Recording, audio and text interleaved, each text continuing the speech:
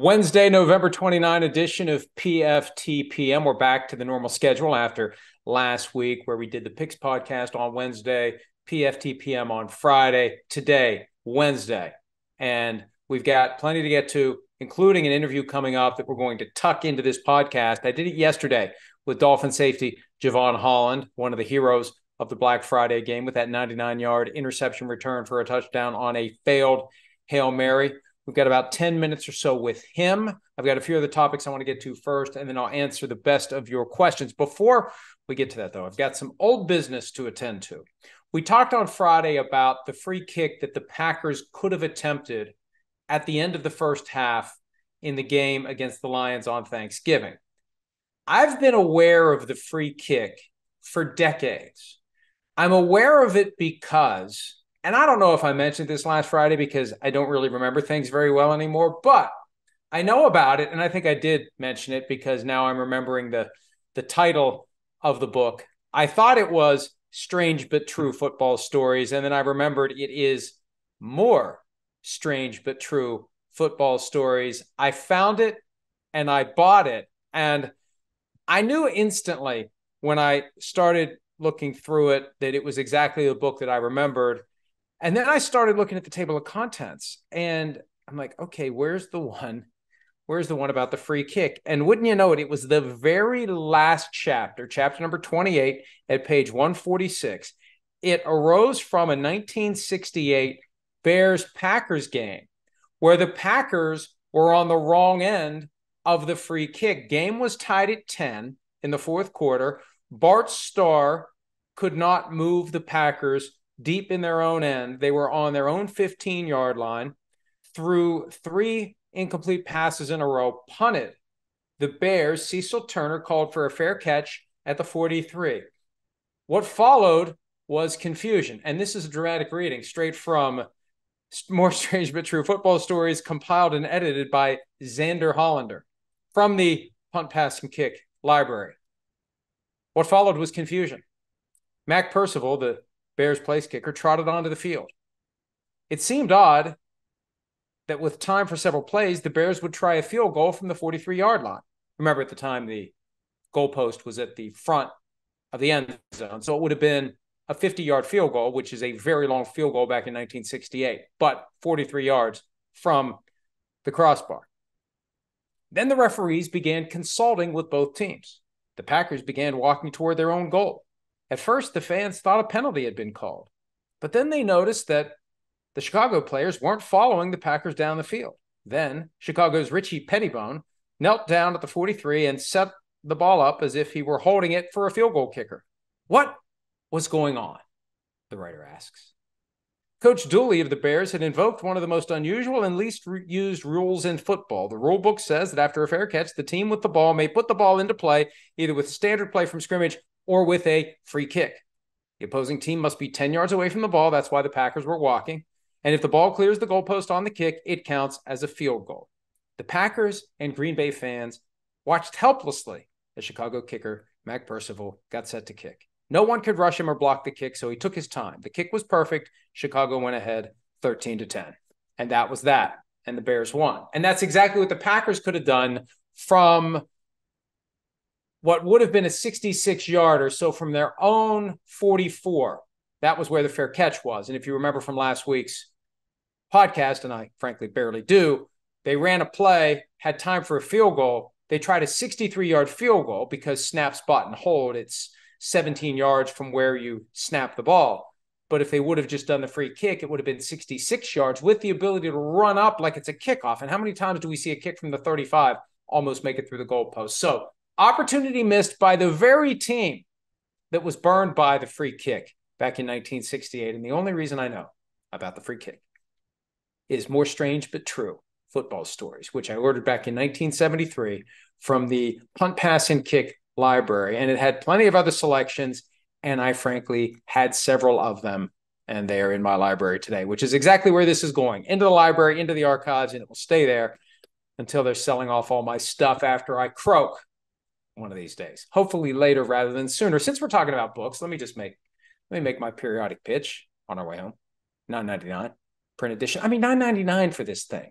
It's a steal. $3.99 for the ebook, even more of a steal. 260 some pages, hours, several hours, depending upon how quickly you read, of enjoyment.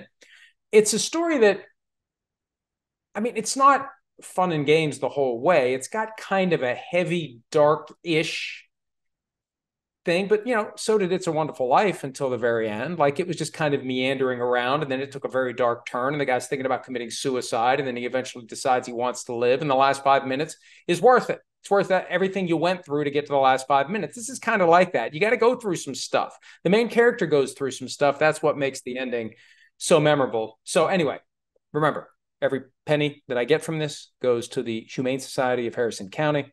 We've raised a decent amount of money so far, but keep buying it for yourself or for others. It's, look, you're trying to think, what am I going to get this person? What am I going to get that person? If you have people in your life that come to PFT that are vaguely familiar with me and you need to buy them something, $9.99 exclusively at Amazon. I'm trying to get it so the light doesn't reflect. See, that's not good. That's not how you want to present it. You want to present it like that, like that, like this. Either way, there. Look, it looks even bigger. $9.99. And while you're at it, Father of Mine, boom, got it here too. $14.99. And this one's thicker. This one's longer. This one takes longer to read. There's a lot of words in this. I have many words. I have all the best words, and they're all in here. $14.99 for the print edition. $4.99 for the ebook. If you were paying attention on Friday, Black Friday, you could have gotten it for $1.99, but that was a one-day only thing. $4.99 for the ebook. $14.99 for this baby. And this is another one too. And this one's got some heft to it. You could whack somebody with this in self-defense, only in self-defense, not as an offensive weapon, but only if you're being attacked by a bear or another human. This is a way to maybe fend off any and all potential organisms that would want to inflict violence upon you, because this really, it's got a nice little, I prefer that you read it, but if you want to do something useful for it, it would be far more effective than the other book. And this one's just too flimsy. You don't want to use it. It's going to fall apart. It's old. It's like, you know, you don't want to use this as a weapon. This one, yes. All right, let's get to it. Eventually. I know, sorry, you can't get the last 7 minutes of your life back, no matter how hard you try.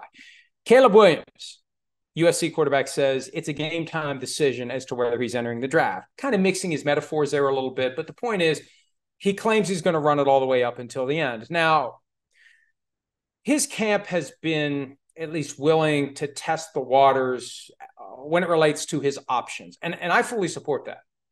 The players who are regarded as the top prospects each year need to ignore this whole honor and a privilege baloney that the NFL feeds to everyone. And the players are brainwashed. The fans are brainwashed. We all love the draft so much. How dare anyone even suggest that they're not going to submit to the NFL's version of the Harry Potter sorting hat? It's your destiny. It's written in the stars. This is what, no, baloney. You make your own destiny. You decide where you're going to play. And the difference between going to a bad team and a good team is big enough that you should be willing, if you're one of the top prospects, to say, and Caleb Williams can say one of two things: I'm going to go back to USC. And he could end up being the first guy ever to skip a bowl game and then come back and play the next year. That could happen, depending upon how the season shakes out and who will have the first overall pick in the draft. He could do that, or he could just say, you know what? I'm going to be going through this next year too. There's always a bad team that has the first overall pick in the draft. So I'm always going to be at the mercy of whoever that team is. And obviously teams can trade, but when you make the decision to enter the draft, you're kind of stuck. You don't know what's going to happen. The better play is to say, I know who has the first overall pick, and I will never sign a contract with them. John Elway did it in 1983. Eli Manning did it in 2004. And Bo Jackson kind of did it in 1986. He didn't want to play football. Specifically, he didn't want to play for the Buccaneers. He said so. He said, don't draft me, and they did. A year later, their rights expired, and the Raiders took a 7th round, I believe, flyer on Bo Jackson, and they had a guy who helped them win until that freak injury that caused hip surgery that ended his football career and eventually his baseball career. So I fully support any effort by Caleb Williams to push back against the draft industrial complex. Look at Bryce Young right now. Bryce Young versus CJ Stroud. Now, nobody expected Stroud to be this good, but Stroud's in a situation where his skill set, his ability, the players around him, the blockers he has at his disposal, it's working. Bryce Young, it's not working, and maybe it's not because of him, but he gets branded a bust, and that stays with him. And look at how quarterbacks get such limited time nowadays to make it work in the NFL. And if they don't, it's on to your second chance. If you get one, you're a backup for several years. You got to wait for an opportunity.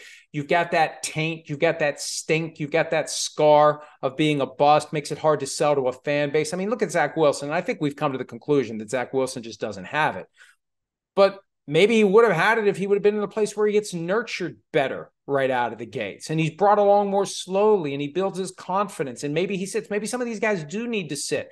And my position has always been, if you think a guy that you're using a top 5 pick on needs to sit, then draft somebody who you think doesn't need to sit. Very few teams have the luxury of saying, we're going to use a top pick on a player and he's not going to play at all this year. The Chiefs pulled it off with Patrick Mahomes because they had a perennial playoff team. They had a team that they knew could get to a certain level, but they had come to the conclusion Alex Smith couldn't get them to a higher level. So they'd give it one more year with Smith. They resisted the temptation to flip to Patrick Mahomes because the offense kind of sputtered halfway through the 2017 season. And then next year, boom, every single year after that, 18, 19, 20, 21, 22, getting to the AFC Championship game and hosting it. It's amazing they've only been to 3 Super Bowls when you think about it. They've won 2, they lost a third one, and they almost got to another one. That coin flip overtime, rules have changed since then. That hurt them there. And they blew a big lead against the Bengals. They could have 5 straight Super Bowl appearances, 5 in a row. And they may keep going, all because everything worked out well for Mahomes and for the Chiefs and for the way that they were able to be patient with him. So if you're Caleb Williams, or, insert the year, insert the name of the player who's the top prospect, you want to find yourself another Kansas City Chiefs situation. You want to try to engineer things so you go there. There's a team that wants you. There's a team that needs you. There's a team that you want. There's a team that you need. Use your leverage to make it happen. And the ultimate leverage for a guy like Caleb Williams is to say, I just won't play. Draft me. I'll sit out the whole year, and I'll re-enter the draft pool next year. And next year, maybe they'll take me seriously. Now, the ultimate nuclear option for a player coming in who doesn't like where he's drafted the first year or the second year is to sit out 2 full years, then you become an undrafted free agent the next year, and you can pick your team. Your salary is grossly limited by the money available to undrafted free agents, but after a couple of years, you can get a big contract. That's the way to do it. There is a way. If you're willing to sit out 2 years, there is a way to go to whichever team you want to go to. But then there's the question, if you sit out 2 years of football, are you still going to be the guy that you would have been? And you put so much pressure on yourself to perform and to prove that approach right, because it's not going to be popular with the fans. It's not going to be popular with the media. There's so many people in the media who just don't care. Entertain us. Shut up and submit to the process. Be glad that you're here. You're making millions of dollars. Why are you putting demands on the situation? You're wrong. We're right. I've been trying to affect change in that regard and maybe get the media to lead the way with the fans, to get fans to understand if it was you, if it was your son, if it was your nephew, if it was your brother, if it was anyone in your life that you care about, you'd want what's best for him. And playing for the worst team in the league, the team that earned the top spot in the draft, may not be what's best for him. So keep that in mind as Caleb Williams considers his options and awaits his final decision, which will be influenced, or at least should be influenced, by how the draft shakes out. But what he should decide to do is exert whatever pressure he can on the process to go where he believes his career will get off to the best possible start. We mentioned this earlier today on PFT Live, and this is a game. I was talking to somebody yesterday who said, look, the NFL needs to hype the hell out of Eagles 49ers on Sunday. It should be a bigger deal than it is. And maybe it'll feel like a bigger deal as we get closer to Sunday, but it's the game of the year. It's 1 versus 2. It's Nebraska versus Oklahoma. I don't know how often it happens. A person I was talking to yesterday said, when was the last time number 1 versus number 2 in your power rankings played each other? It's like, I don't know. But maybe we should know. Maybe when it happens, where the consensus 2 best teams in the league get together, maybe that should be a big deal. Maybe there should be bunting. John Madden used to say that. For the opening day of the season, there should be bunting on the stadium. But it maybe should be a bigger deal. And it is a big deal 49ers at the Eagles. And the stakes are tremendous because if there's going to be a rematch in the postseason, the winner of this game has the tiebreaker in the event they end up with the same record to determine whether it's at Levi Stadium in Santa Clara or back to Philadelphia, which is a huge difference for these two teams. So I still think San Francisco is the better team when healthy, but will it surprise me if the 49ers outplay the Eagles, but the Eagles still find a way to win? They've got that find a way mentality. Whatever it takes, we don't get freaked out. We don't get down in the dumps. We don't accept that today's not our day. We keep fighting. We keep pushing. We keep believing that we will win. Great game of the year, but a high bar set last week by the Bills and the Eagles for game of the year. And that's another reason why I like the 49ers. Make my official pick tomorrow, but the 49ers had an easier game on Thursday night, a few extra days to rest. The Eagles were in that meat grinder against the Bills, and then they got to turn it around and do it again. The best news for the Eagles, they didn't have to travel anywhere. They were home for the Bills. They're home for this one, but maybe they're going to be a little banged up, a little mentally beaten down, or who knows, maybe beating the Bills in overtime gave them the kick in the ass they need to just go on a tear and end up 16-1, not just 10-1. Couple of other issues I want to get to. There isn't an opportunity to get into it during PFT Live and during the season, especially the legal issues that seem to come up for the NFL, for the teams, for the owners, for the people involved in the business. They easily get overlooked because it's a stream of bright, shiny objects. Thursday night football, bright, shiny object. All day Sunday, bright, shiny objects across the board all day long. Monday night, we're getting to the time of the year where there's going to be Saturday games. We had a Friday game. It's hard to really press pause on talking about football and focus on non-field, off-field, whatever field I want to say as I try to say it, issues are worthy of consideration. And one lawsuit I want to talk about, this one popped up yesterday.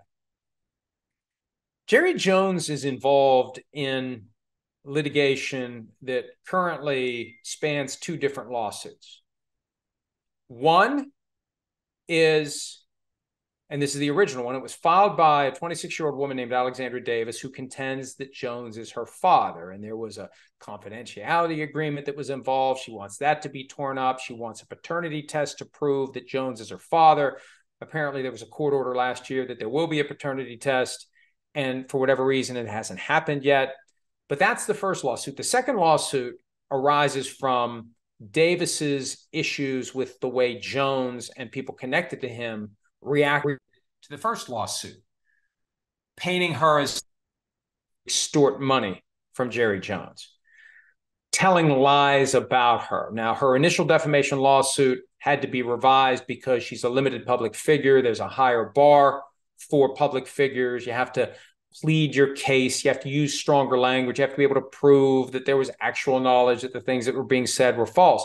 But this one has a little bit of a twist in it because when the judge opened the door to refiling the lawsuit, of course, you take it back to the lab, you write what you need to write, you craft it the way you need to craft it, you go forward, and Jones and the other defendants will surely try to get the case knocked out again. But this time around, there's an allegation that the defendants worked with Don Van Natta Jr. of ESPN to basically get the negative word out about Alexandra Davis.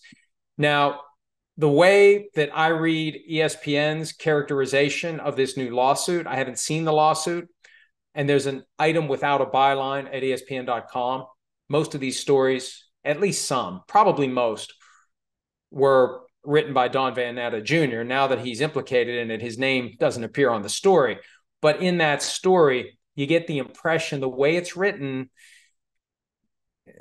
possibly down the road, there could be a claim that ESPN is responsible as well, depending upon what ESPN did or didn't do to confirm the veracity of the things that were being said by Jones, by others connected to him, to Van Natta, that then became stories posted to ESPN that may have painted Alexandra Davis in a negative light. So that's one that I don't know how much time and attention it's going to occupy for Jerry Jones. He seems to be fully focused on his football team, but it's not something that's just going to go away. They're going to try to make it go away so Jerry Jones never has to deal with it, so he never has to show up in a conference room at a law office and be questioned for 7 or 8 hours about the situation, so he never has to give the paternity test, which, again, a court order is out there saying he needs to do it. So the lawyers will fight and fight on his behalf. At some point, though, it may be something he has to deal with. Which brings me to the other lawsuit, the one that was filed back in September by Jim Trotter, former employee of NFL Media, against the league. The basic argument is Jim Trotter was agitating internally and through two commissioner press conferences where Trotter specifically asked the commissioner questions about his concerns in a public setting. Externally, this idea that Trotter was trying to enhance diversity and inclusion in the newsroom. His argument is, we cover a league where 70% of the players are Black. There needs to be greater representation, or any representation, of the Black athlete in the newsroom. His perspective, how to understand the cultural realities as players are covered. And Trotter said, basically, there's no supervisors, no managers who are Black in the NFL media newsroom, and there's an underrepresentation in the newsroom itself. And that's what he was trying to improve it. You know, he saw a problem in the workplace, and he was trying to improve it by raising the concerns. And see, a lot of people react to that by saying, well, he's just a troublemaker, get rid of him. But that's not how it works. There are certain things where the law encourages people to be a troublemaker. The law, the legal system doesn't have the resources to go around and right every wrong that's happening in corporate America. So, there are certain types of lawsuits out there that you can file where, along with whatever you recover in court as compensation for whatever you went through, you also get an award of attorney's fees, because the law realizes there are certain situations where you want to empower private attorneys to basically act as attorneys general who prosecute things that shouldn't be happening, that the government doesn't have the time or the resources to pursue. And claims of this nature, violations of the Civil Rights Act, Title VII of the Civil Rights Act from the 60s, other state-level Human Rights Act claims, they have what's called a fee-shifting provision where you have that extra incentive. The government wants people who believe that the law is being violated in these areas to do something about it. So this is something the law encourages, number one, someone to complain about, and number two, if they suffer what the law calls adverse employment action, in this case, Trotter's contract expires and it's not renewed, and they're saying, well, it was budgetary, he should have the right to take it to court and test those theories, test those facts, and try to prove that they're just saying it was budgetary as a pretext for basically wanting to get rid of a troublemaker. I hope that makes some sense. But the bottom line is, he's a troublemaker making good trouble, making trouble that the law wants him to make. And if he's retaliated against for making good trouble in the workplace, he has an opening into court. So he files his lawsuit. The NFL's frontline position, and we know they're eventually going to say when push comes to shove, it has nothing to do with Jim Trotter, it's just budgetary. Good luck proving that. That's something that'll play out in time.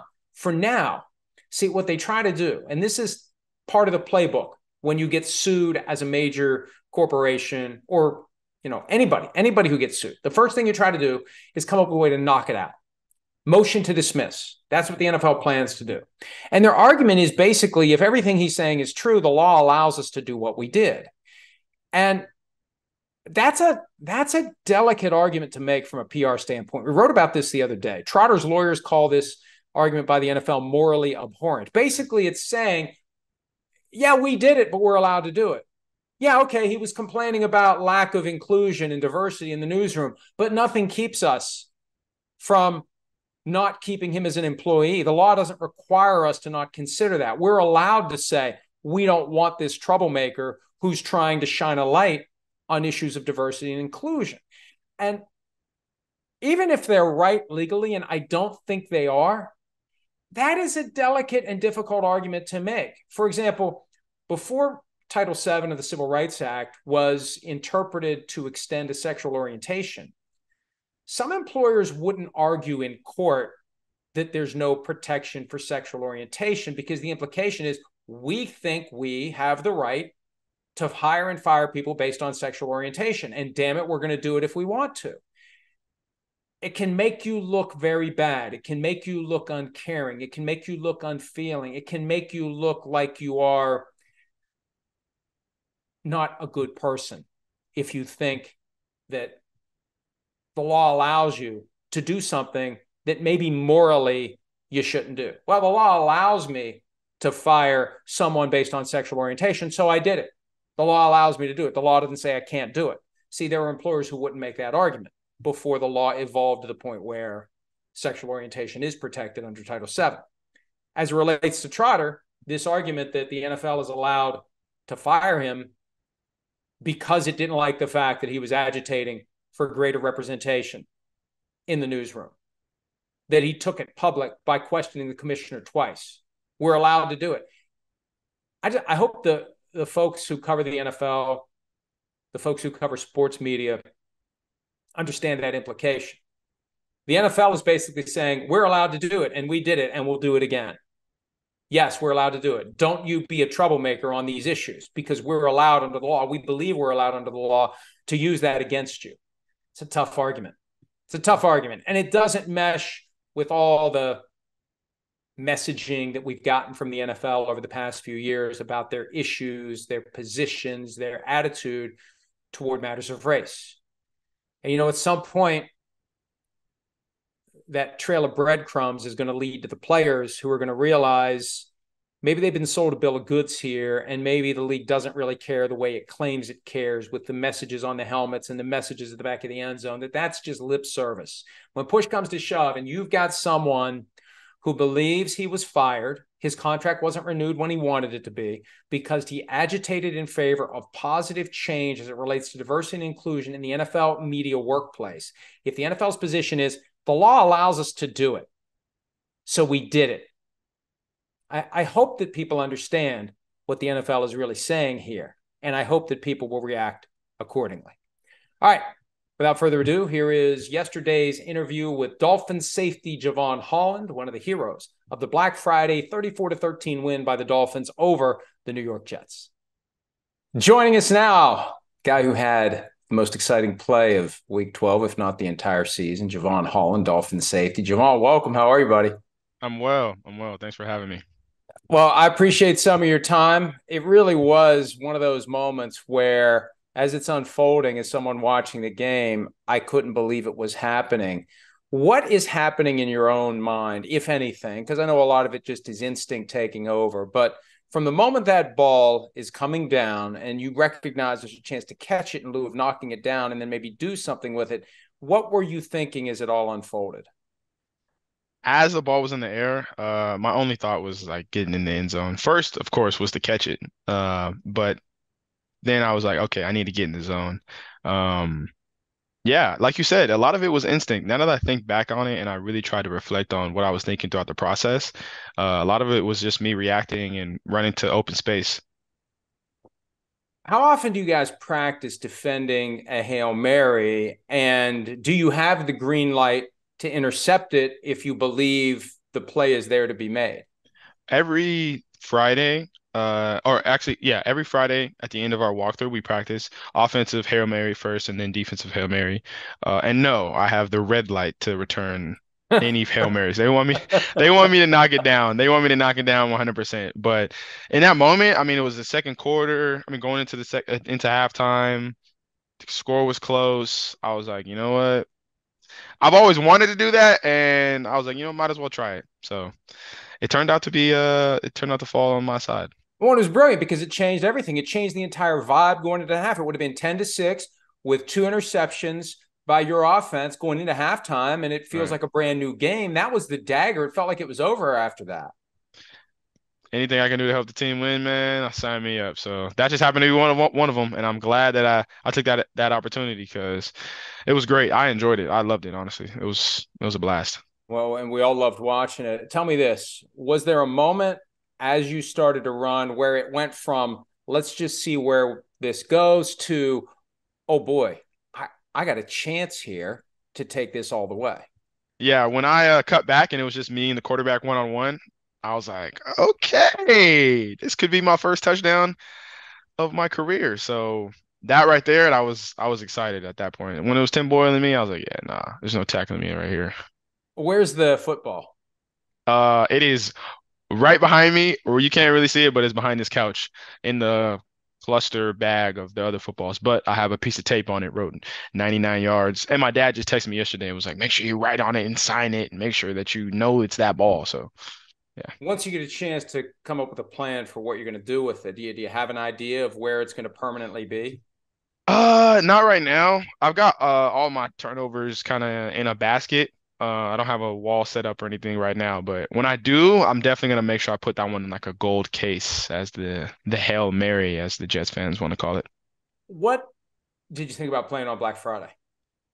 I thought it was cool. I thought it was cool. I played on Thursday night before. Black Friday is like, one extra day to prepare. But I thought it was cool. I enjoyed it, honestly. Yeah. When do you get your turkey? When you play the day after Thanksgiving? I had my turkey on Wednesday. I just put it out there early, so when I come back, I don't gotta worry about hosting nobody or making no more dinner. It's just leftovers already in there waiting for me.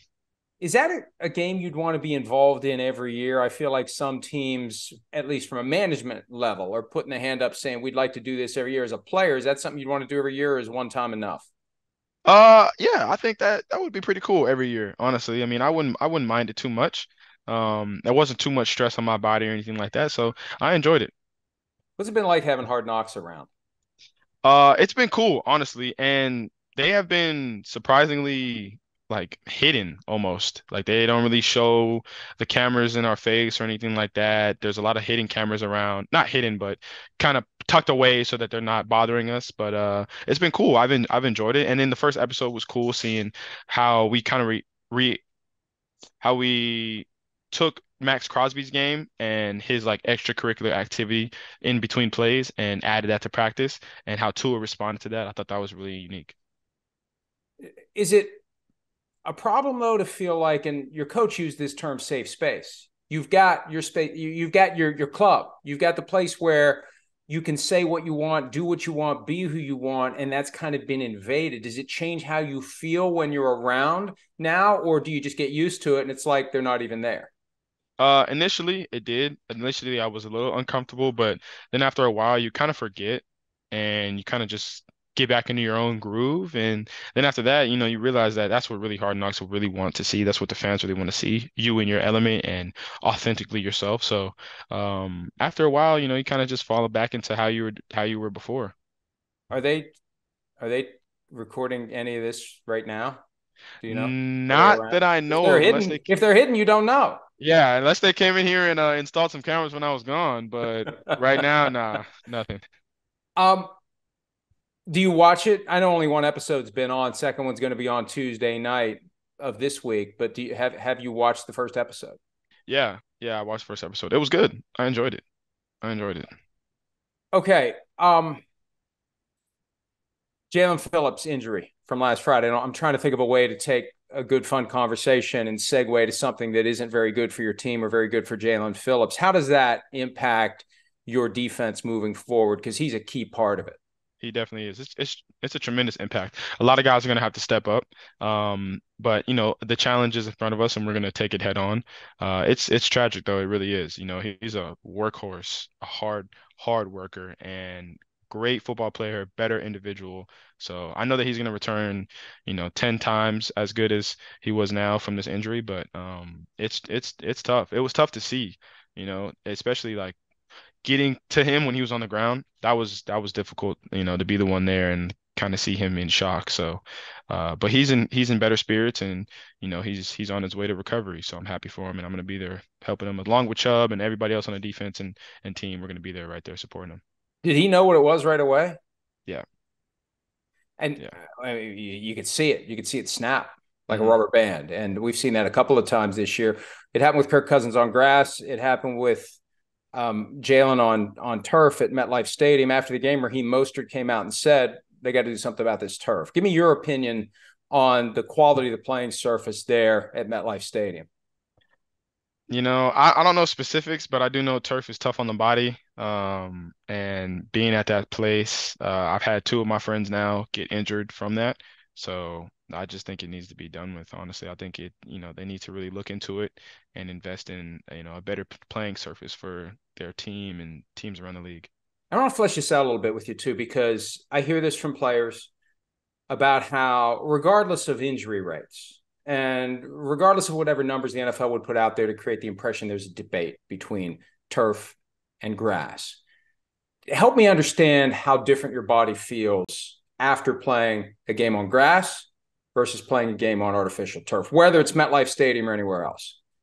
Turf is it's a hard surface. There's no give like grass. There's give and it works with when you cut, you can feel your cleats sink into the ground. Turf is it's like playing on it's not playing on asphalt, but it in some terms it is. It's tough on your joints and your knees and your ankles. And when you hit the ground, there's no shock absorption to the ground. There's none of that. But on grass, there is. When you fall on the ground, you can roll and you feel like the earth isn't so hard.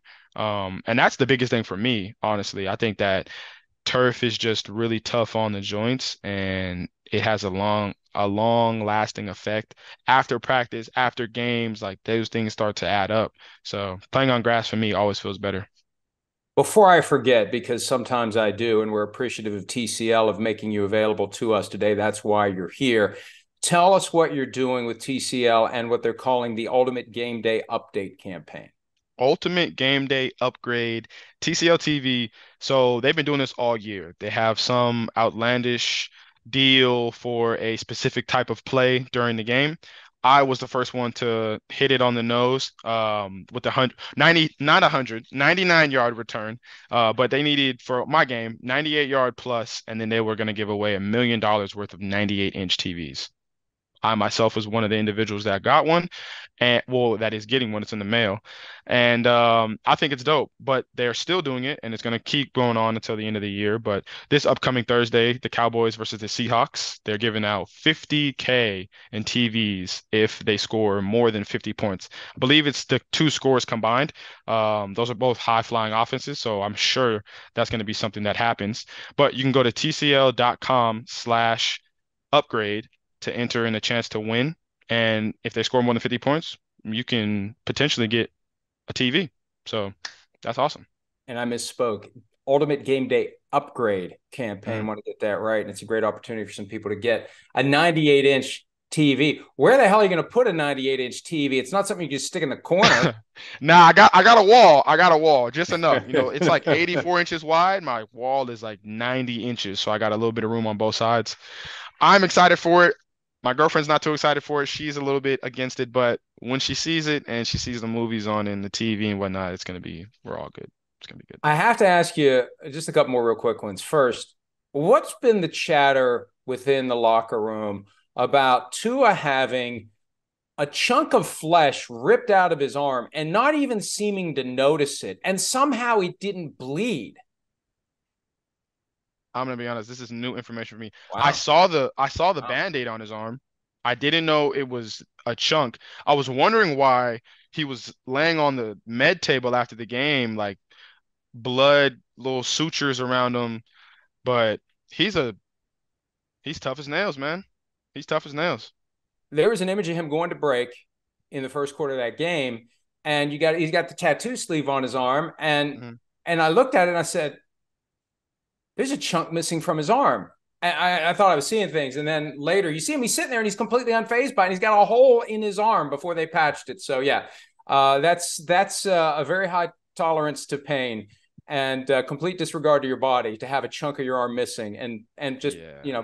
keep on going. That's probably one of the misconceptions about Tua, because he seems like a nice guy, friendly, gets along, smiling. He seems like he's pretty damn tough. He is. He's very tough. He's very tough.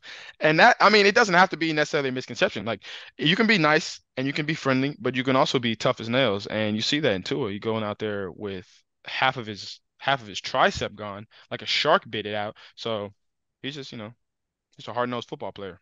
Let me ask you this, though, because that's how you have to play as a defensive player. You have to have that switch flip to go, go, go all the time, inflicting physical contact on others. And you have to get into a certain mindset to do it. How hard is it to flip that switch on and off when, it's time to not play a game, not be at practice, not be aggressive all the time and welcoming physical contact with someone else? That's a great question. And it's difficult because turning it on back on is probably the hardest part. because once you're in that mode of relaxation and calmness, then you kind of just get accustomed to that, and it's nice and it's comfortable.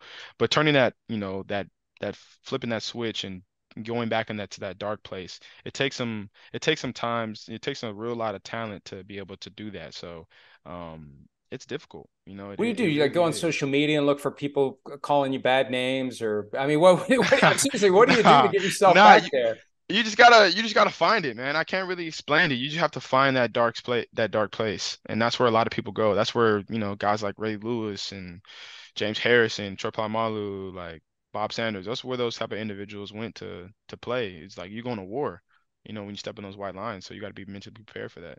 I assume you're playing this game with the aspiration to be mentioned in that same list of players. What are you personally working on to do to have the kind of career where when someone down the road is talking to me about playing defense, your name gets thrown in there with Bob Sanders and Troy Polamalu and Ed Reed? There are too many specific things to name, but I would say take advantage of the opportunities when they present themselves and be ready to react be ready so you don't have to get ready. That's as best as I can explain it. Because when the opportunities are there, they present themselves. I want to be able to be ready. So, like I said, I don't have to get ready. I can just take advantage of them. And those are what those individuals did, especially Ed Reed, who is like the pinnacle for safeties. You know what I mean? Like every opportunity he could get on every phase, he was able to affect the game. So that's what I want to do. Well, and you did it on Friday with the 99-yard interception return on a Hail Mary attempt with everyone watching, changing the flow of the game and guaranteeing the win for the Dolphins. Jevon, congratulations on that moment. We appreciate some of your time. All the best as the season continues forward. Thank you. Appreciate that. Thanks again to Jevon Holland and the folks at TCL for making him available to us. It was a fun conversation. And the Dolphins are a fun team. We'll see what they can do the rest of the way and whether they can end up with that number one seed in the AFC, which would go a long way potentially toward them getting to the Super Bowl, because huge difference between playing at home and playing on the road when you're talking about games in the month of January. All right, question time. PFTPM posse, is Jimmy Johnson on the way out at the Fox pregame show? His presence or lack thereof the last couple of years has been noticeable. I don't know. I don't worry about that.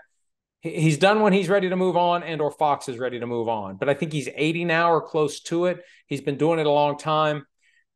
It's a way to stay connected to the game. He's got a valuable perspective, and that's up to Fox and up to Jimmy Johnson as to how much longer that's going to last. But I've seen the complaints that Fox maybe needs to, cycle out a little bit, get some fresher perspectives from people who have been in the league more recently than Jimmy Johnson. He hasn't coached in 27, 28 years. He was with the Dolphins through 1996, I believe.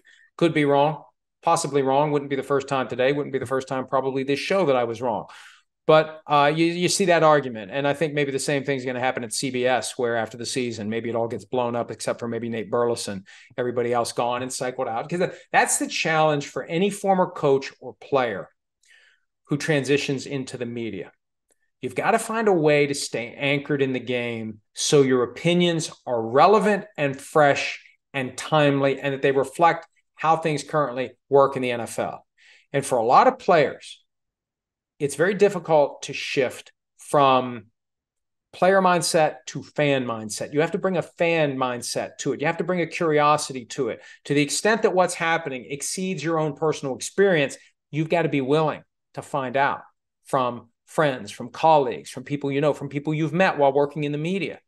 Use those relationships to keep the saw sharp, to keep your knowledge fresh and current, because otherwise you're telling stories about stuff that happened 30 years ago. The game's changed. The game's changed dramatically. Every network needs analysts who are clued in to what's happening currently. So the longer you're in media, the greater the obligation to harvest and maintain and nurture those relationships that allow you to understand exactly what's currently happening in the National Football League. PFTPM posse, do you think we'll start hearing players forego the NFL draft this year because of NIL money? If so, will it have a material or noticeable impact on the NFL and or the draft? I don't think it's going to happen with many, but it's going to happen with the players at the top eventually. Someone's going to say, I won't sign a contract with you and I don't need to because I have 10 million, 15 million, 20 million in the bank from my NIL deal. It gives a player a degree of security that he never had before. I don't need your money. I've got my money. Oh, and I'll keep doing commercials. I'll continue to be around. I still have a name that people want to be associated with because they know I'm coming to the NFL eventually. So I'll sit out a year if need be. That's what Caleb Williams might do. Rob Buffalo, hi, Mike. Similar to the Tepper discussion on PFT Live this morning, do you look at the behavior of NFL owners with other teams and how the football operations are run? Terry Pagula with the Sabres, Stan Kroenke with the Avalanche and the Nuggets, Josh Harris with the Devils and the 76ers. I think that there's relevance, big picture, as it relates to how an owner that has multiple teams deals with issues with one team.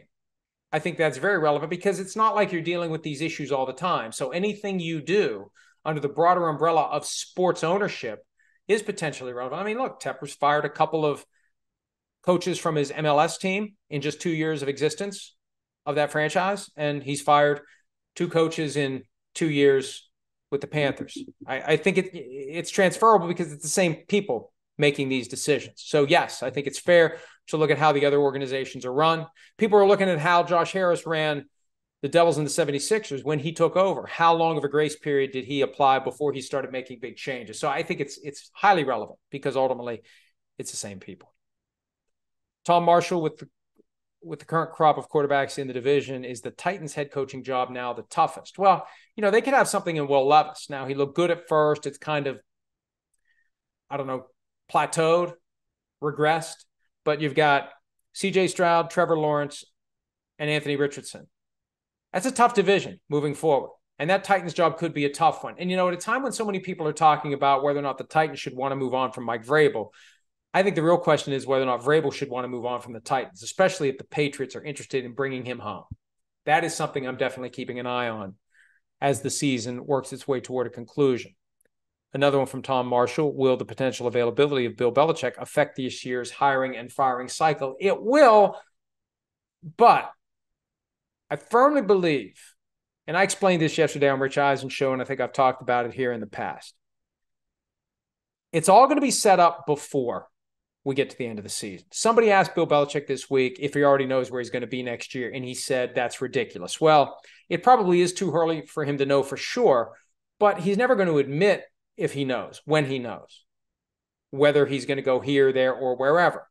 I still think by the end of the season, before it's time to activate the formal process of trying to trade for Bill Belichick, there'll be a loose understanding of where he wants to go, who wants to hire him, what it's going to take to get him to go to that team by way of money and by way of power, and what it's going to take to get the Patriots to allow that team. When the team makes the formal phone call requesting permission to talk to Bill Belichick and negotiating the terms of whatever it would take if they hire Bill Belichick, what the compensation would be, I think those questions will already be resolved ahead of time, informally, and this will just be the formal process that plays out. And I think the reality is, watch the first couple of days after the season ends. If Belichick doesn't leave the Patriots through a firing, a retirement, a resignation, or a mutual parting, if he doesn't exit then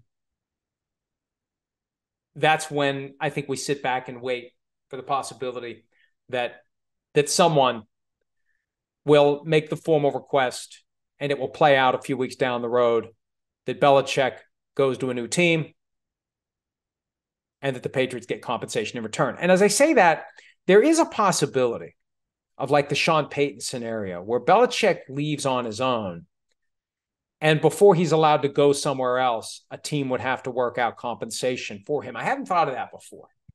That's possible. The problem, though, is it's kind of hard to drive a hard bargain if you're the Patriots in that scenario, because if you want too much, I was saying this with Sean Payton last year when they were trying to negotiate a deal with the Saints and the Broncos for Payton to become the coach in Denver. If the Saints want too much, all Sean Payton has to say is, fine, I'll be back to work on Monday. Because the only reason that the Patriots in this case, or the Saints in Payton's case, can get anything is because they still hold the player or the coach's contract. Fine. I'll honor my contract. I'll come back to work. Put me back to work. And that would potentially, if it plays out that way, and I'd like to think that after 20 plus years together, it wouldn't be an ugly parting where there's a power play and it's awkward and who's willing to push this all the way to the limit. I'd like to think they just work it out. But there is that other path where Belichick leaves, waits for someone to approach him, knowing that before they could hire him, before they could even talk to him, in theory, they'd have to have a deal in place for the Patriots on what it's going to take to get him. Understanding that once a relationship ends, the Patriots necessarily have less leverage because Belichick's option, worst case scenario, would be to say, hey, you want a first round pick? You want this? You want that? You're trying to keep me from going to a new place? I'll just come back and coach until you fire me. And then if you fire me, I get to go wherever I want to go. Dr. J, 144, am I the only one who likes seeing the Texans being rewarded for not tanking last year? Lovie Smith, unlike when he was in Tampa, did try to win that final game last year. Houston ended up better off by winning the game and getting C.J. Stroud. May as well try to win them all and forget tanking. That meshes with a point that Sean Payton made on PFT Live right after he left the Saints when the issue of tanking came up. His point is you should never do it because it introduces a losing mindset to your organization. And that's not good for anybody. The players who will be there after the tanking has concluded, after you get that first overall pick, they will have been warped by the experience because the team didn't try to win every single game. And the players believe there's a loser's mentality in the organization. And one of the reasons why you don't do that is there's no guarantee that that guy that you qualify to get by tanking is going to be your savior. So, yeah, this year is an example of tanking not working, of having that first overall pick and it not yielding the best possible talent. So in a roundabout way, the Texans did get rewarded for not losing that last game of the season. It's just too uncertain. It's too much of a crapshoot. Why try to lose games? I've said many times, there's no good business reason to try to win games once you know you're not making it to the playoffs. And the way you tank isn't by telling your players, go out and play poorly. It's by saying, we want to evaluate how these younger players are going to do. But, the players get a sense when a team's trying to win and when it isn't. And that is the thing that can be a detriment moving forward. What kind of culture are you trying to create in an organization? And if the players sniff out the idea that you're not trying to win all your games, that you're willing to lose now in the hopes of winning later, that could make it a problem as you try to turn the page on that year in which you tanked. All right, I want to see what else is here. I should probably wrap this up. I'm factoring in, as I go about 40 minutes into this, the reality that the Jevon Holland interview is part of this too. Scrolling. Dr. J 144, are you seeing enough from Kyler Murray since his return to pass on drafting a quarterback and get help for Kyler Murray instead? I just think that that's a decision the Cardinals are going to have to make. It's the same as the decision that the Bears are going to have to make about Justin Fields. What do we do here? What do we do? And I've said this before. There are three types of teams in the NFL: teams that have franchise quarterbacks, teams that don't, and teams that have a quarterback that may become a franchise quarterback. We just need more time. Fields and Murray fall into that category. How much time do you give them? How much longer do you go before you call it? And the risk of calling it is, number one, that guy you draft may not be as good as the guy who you just had. Number two, that guy you just had may be better somewhere else, making you look like a moron for giving up on him. And number three, remember this. And this is something that I'm urging all teams to be sensitive to. The amount of pressure you're putting on the new guy. The Panthers put a ton of pressure on Bryce Young by trading from number 9 to number 1 and giving up everything they gave up. A ton of pressure on Bryce Young. The 49ers put a ton of pressure on Trey Lance, giving up everything they did to go from 12 to 3 and draft the guy who was going to supplant Jimmy Garoppolo, but not right away, maybe after a year. Oh, we'll try him here. Oh, we'll try him there. Oh, now he's the starter. Oh, he broke his ankle. Oh, we're done with him. It's just too much pressure to put on a kid. You want it to kind of happen organically and naturally, but remember, if you're one of these teams that has a guy that you're not quite sure and you decide he's not going to become a franchise quarterback, we're going to try to draft one, you're putting extra pressure on that player. Now, the flip side is, hey, if this guy's the real deal, he'll welcome it and he'll thrive under that pressure and he'll become the guy that we need him to be. Let's see. Here's an interesting question. Logan Mapes, could the Panthers and David Tepper be the ones behind the pre-draft slow processor test scores of C.J. Stroud to sell more people on the decision to draft Bryce Young? See, I thought all along that the crap that was being spread about C.J. Stroud was being spread by someone who wanted Stroud to drop so they could get him.